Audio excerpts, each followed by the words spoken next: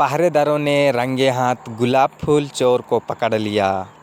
राजा दयानंद के महल में एक विशाल उद्यान था।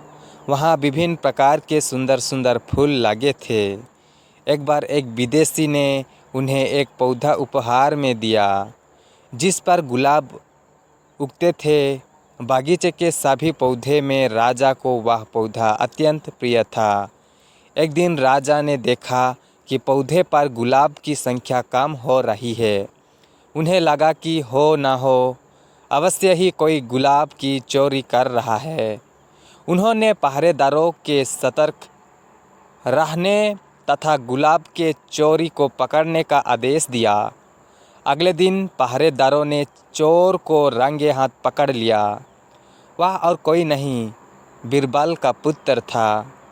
उस समय के नियमानुसार किसी भी चोर को जब पकड़ा जाता था तो उसे विजयनगर की सड़कों पर घुमाया जाता था।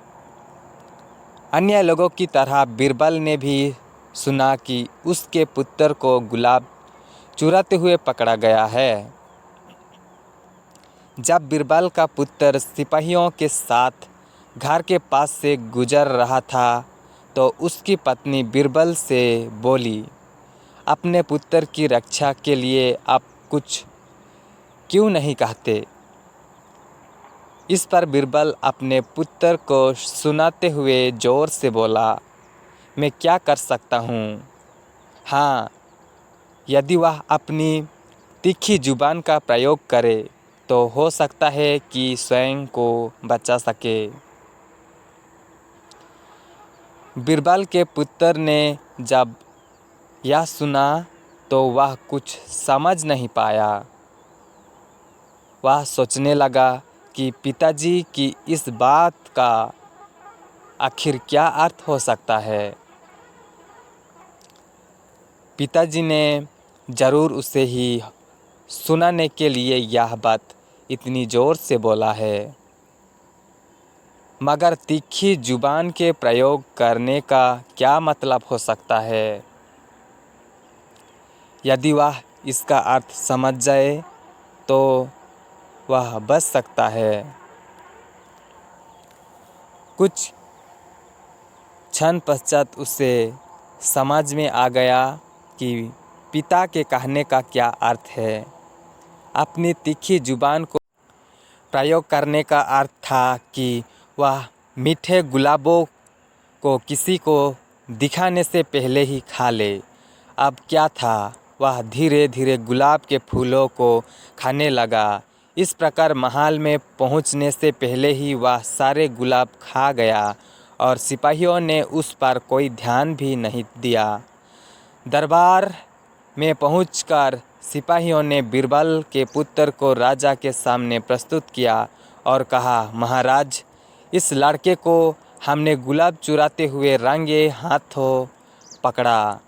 अरे, इतना छोटा बालक और चोर? राजा ने आश्चर्य से पूछा।